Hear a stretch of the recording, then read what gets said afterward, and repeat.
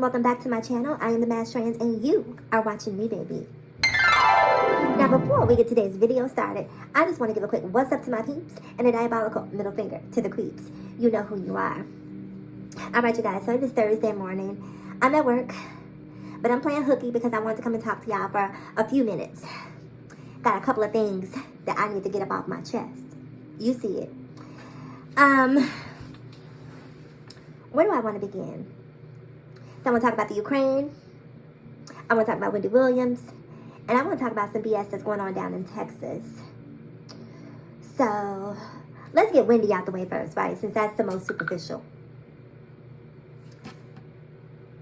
I'm trying to make sure I ain't missing no meeting, girl. That's how you get caught up trying to come on YouTube and make a video when you're still on the clock. Don't be like me. Be better than me, okay? Don't be like me. Still on the clock trying to make YouTube videos. But anyway, so Wendy Williams, I guess everybody knows at this point that it's a wrap. It's a wrap, you know. How you doing is a thing of the past.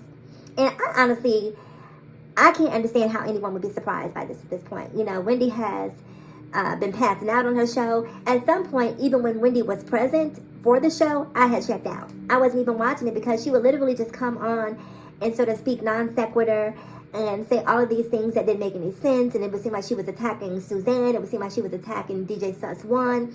It just became awkward for me to watch as a viewer. And so even before all of the medical news started circulating, I was thinking to myself, oh, okay, yeah, it's time for her to hang it up. So as you know, we began, I think it's season 13 or 14. She was anticipated to return, and then they pushed it back a couple of weeks, and then a couple more weeks, and then at some point Wendy just said, girl, I'm on vacation.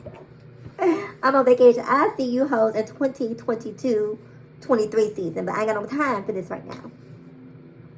So, you know, they've been having guest hosts, Nick Cannon, Michelle Visage, Leah Remini, Michael Rappaport, Remy Ma, Fat Joe. Lots of people have been sitting in, but Sherri Shepherd is that girl, apparently. Sherri Shepherd had that sauce that the people wanted. Now, let me be honest with you guys about that too, right? So, Sherri recently announced that while she will not be technically taking over the Wendy Williams show, she's getting her own show. Girl. So, let's call a spade a spade. You took this woman's show. Now, I can't necessarily say you took it because, listen, if you don't show up for work, then this is what happens. Look at me up here making YouTube videos talking about somebody not showing up for work on the clock. So Sherri announced that she's getting her own show, and I like Sherri, but Sherri doesn't have that bite, right? I'm just not quite sure that the novelty of Sherri Shepherd will be long lasting to the degree that Wendy is. And maybe I'm wrong. You know, Sherri honestly is a lot more palatable. She's a lot more marketable than a Wendy Williams, just because her brand isn't so unpredictable, in the sense that you never know what's going to come out of her mouth. And that's honestly the reason why a lot of people tune into Wendy, is because they want to hear that irreverence that has made her famous. Like, whenever Wendy was the queen, she would talk about somebody, throw them under the bus, and then have them on the show the next week. I've seen Black China do it. I've seen Tiny do it. I've seen Tamar do it. I've seen a lot of these women who Wendy reads down on the show actually circle back around to be a guest. Not me. Not she, girl. The only way I'm showing up at your show is to meet you out back, sis. That's it. That's it. Y'all see my hair hanging out in the back. I've been trying to make videos before I go do my makeup and set for work. I got meetings. I have to go do my makeup. That's why I wanted to make this video, because once I do my makeup, I'm not putting on this mask to get, you know, foundation all on the inside of it. But anyway, I'm not showing up on the Wendy Williams show after she has disrespected me, called me out my name, talking about my mama, my child, my marriage, you know, my finances. You know, I'm not doing it unless it's to, you know, to throw some hands. So I don't know how a lot of those women or people in general that Wendy has disrespected over the years could actually sit next to her and have a civil conversation, but many were. And that's kind of why you watched Wendy, because you never knew what was going to happen. And Sherri lacks that element, but we'll see what she brings to the table. Because I've been watching her, and now I'm watching her with a more critical eye now that I know she's getting her own show. And there are definitely some chinks in the armor. You know, there's some things that need to be ironed out before I feel like she's really sort of ready to make a full-blown foray into daytime television. That's my opinion. But back to Wendy really quick. I don't know how anybody was surprised. First of all, in my mind, I was saying, sis ain't coming back. It's a wrap. And one of the reasons I feel like it's a wrap is because at this point, because she's having so many health issues, who's going to insure her? Who's going to insure her? Because when Wendy doesn't show up to work, it is costing Debmar Mercury thousands upon thousands, possibly millions upon millions of dollars. And so for her to be absent an entire season, I'm sure it's costing them a nice coin, because Wendy, the show is under her name, and I believe she has executive producer credits on the show, if memory serves me correctly. So even though she's not showing up on a daily basis, sis is still getting paid, even though Wells Fargo won't let her touch them checks. She is getting paid still. But at this point, I don't know who would insure her, and because of that reason, I don't know how she would be able to get a show. Now, for me at this point, it's time for Wendy to just hang up TV, unless she chooses to produce a show independently. Or I think that much in the way that Joe Rogan has found success through podcasting, Wendy needs to maybe start her own podcast where she can get back to being that original Wendy and not necessarily having to be sort of having these boundaries around what she says because of all of these sponsors and what have you. So I'm sure if Wendy decided to do a podcast, this is something that she can do from her home. This is something that she can do sitting on her sofa. So it doesn't really require her to get up and go to a studio. It doesn't require her to sit down and have hair and makeup. You just turn on the microphone and you pull up a list of topics and you just go at it, pretty much the way I am right now. So I think that might be a great option for Wendy moving forward. But as much as I feel like Wendy created a lot of the karma that she is enduring right now, it's still sad to see, what's happening, because I don't wish bad on anyone. Well, almost no one. It's a couple of y'all.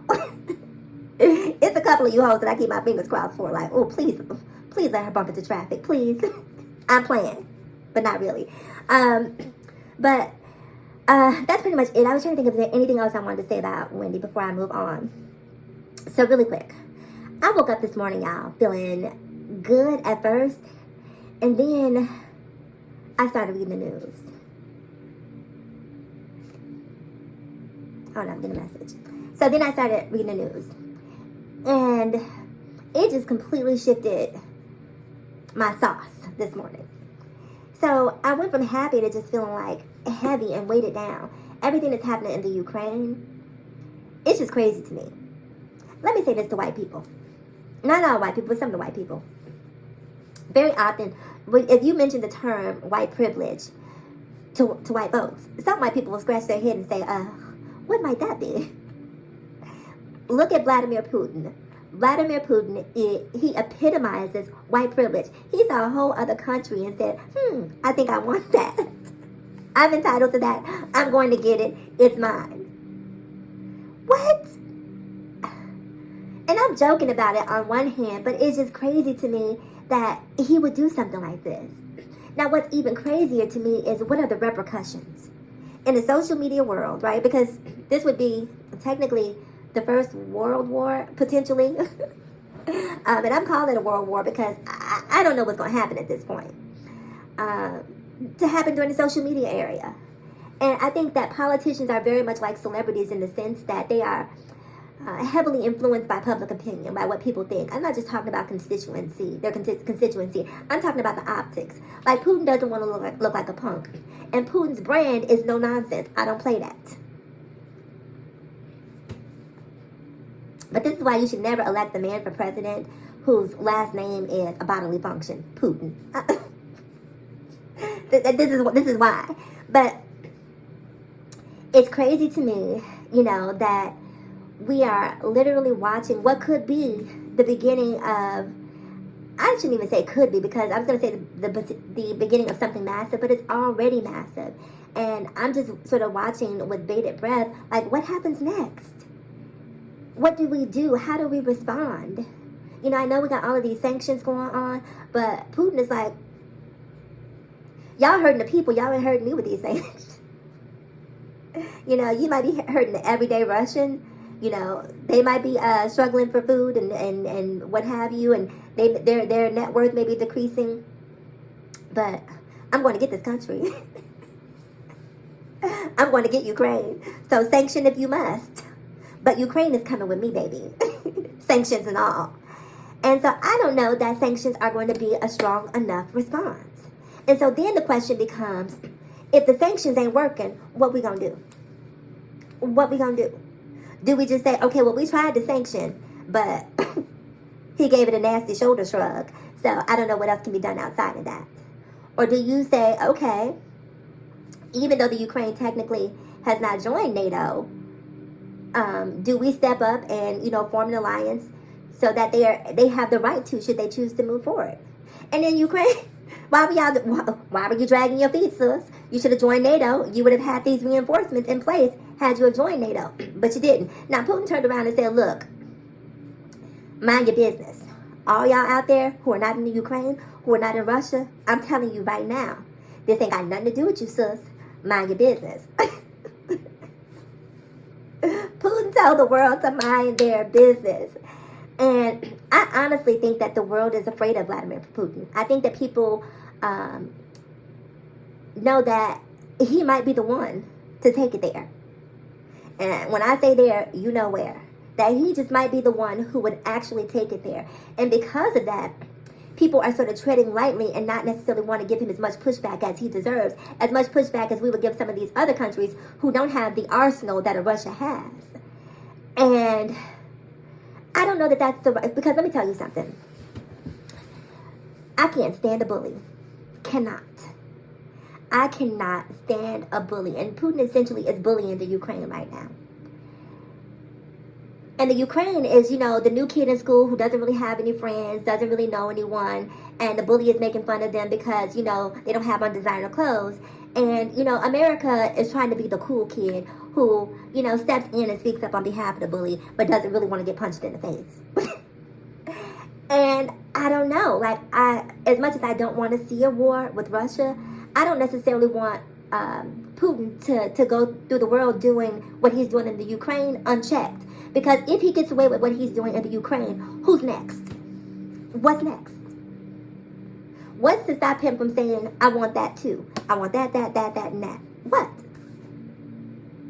Because his power, his hubris only grows stronger the more it goes unchecked.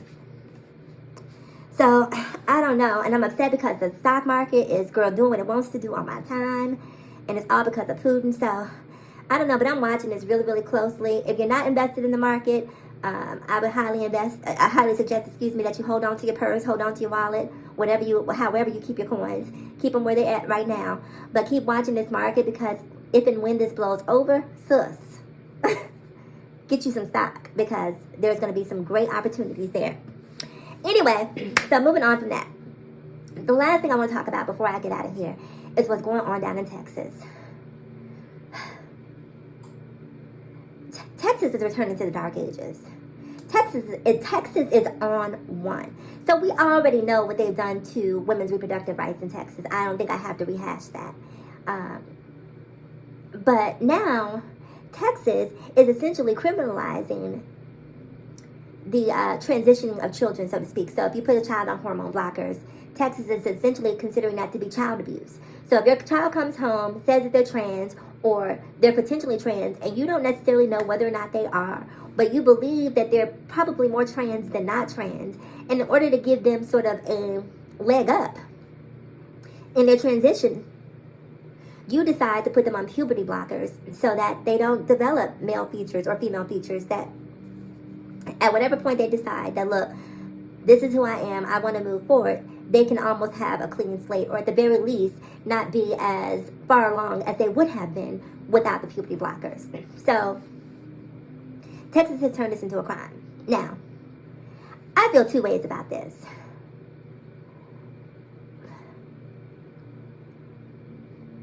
First of all, I'm not a parent. And it's not my job to tell other people how to parent. Do I agree with puberty blockers? Do I agree with transitioning children at an early age? I haven't been through that struggle. I don't have a dog in that fight. And so, for me to tell a parent what to do, having not gone through with that, having not gone through the day-to-day rigors of a child telling you that they're suicidal, they don't want to live, they're uncomfortable in the body that they were born in, they're unhappy, people are making fun of them, and having not had to endure that as a parent, I don't feel like it's my position to tell a parent who is enduring that or who has endured that what they should or should not do. I don't have the answers, right? I don't. And I don't think that Gregory Abbott has the answers either. So, it's just, incredible to me that Texas, who essentially said, look, you don't even need a license to carry a gun around here. If you want a gun, go grab you one. You know, you have mass shootings that are taking place at Walmarts and schools and mosques and, you know, all sorts of things that are happening as it relates to gun violence in Texas and throughout the U.S. And they refuse to pass legislation to try to keep the public safe. But for some reason, trans children and ovaries, uteruses are, you know, public enemy number one. I don't get this. And see, here's the problem, right? A lot of people who are not cisgendered women who, you know, have reproductive capabilities, or people who are not trans, feel indifferent about these laws. Feel indifferent. You know, you've seen what Texas and Florida are doing as it relates to voting rights. They're trying to trounce off because they know a blue wave is coming. With all of the people who have migrated here from California and from other states to Texas, Texas knows that the future is blue and that those red days are numbered. And they are trying to put safeguards in place so that that doesn't happen.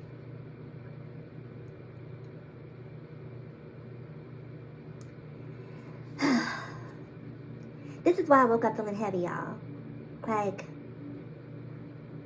it's just hard to believe that you live in a world where every time we have mass shootings, they're like, we're praying for the families. And I'm not laughing at I'm laughing at the fact that, listen, if you're a prayerful person, I'm not trying to trivialize prayer, but the reality is, you know, it's going to take some time for that prayer to work. It's going to take, in most instances, that prayer is going to need a minute. It's going to need a minute or two. But when you start legislating gun ownership, gun rights, and putting safeguards in place to make sure that people are not running amok and shooting up schools and holding, you know, parents accountable who don't report children or who don't keep their guns safe, whatever needs to be done to stop these shootings from happening en masse, when we start taking steps towards that, then I might be less inclined to say, okay, this is really just transphobic, anti-feminist, racist. Because that's what it is. That's what it is. These white men of power, they are terrified of women coming to prominence, of minorities coming to prominence, of anything that is not white and male coming to prominence. They're terrified. And they should be. And they should be. So, I don't know. Comment below. I'm really curious to know what you feel about, A, about Wendy Williams, what's going on there. B, about the Ukraine. And see how you feel about what's happening in Texas as it relates to the criminalization of transitioning children, if you will. And how you feel about that. Listen, I am a trans woman. That's why my channel is called The Mass Trans. But I'm always open to hearing different, opinions outside of my own. As long as you keep it respectful. Because disrespect will only get you blocked. I'm telling you, I love a nasty black moment. I love a nasty black moment. Please be ignorant. Please. Because you're going to take all that time to write out that ignorance, and it's going to take me 1 second, boop, and done. Because I can normally tell an ignorant comment within the first 3 words. First 3 words. I'm like, oh, is it ignoramus, girl, block, and move on. But if you have an opinion, again, that's different from my own, please don't be afraid to express that, as long as it's respectful. I'm always happy to exchange in a healthy dialogue. You know, and I know I get up here and I'm playful, I'm silly, what have you. But, you know, your girl can have an intelligent conversation, believe you me. So, having said that, like, comment, subscribe, and share if you care, okay? And before you leave and walk about this door and go about your business, ask yourself this one poignant question. Why be bitter when we can be better? So let's be better together. I'm the Mass Trans, and I'll talk to you guys in my next video. Bye-bye.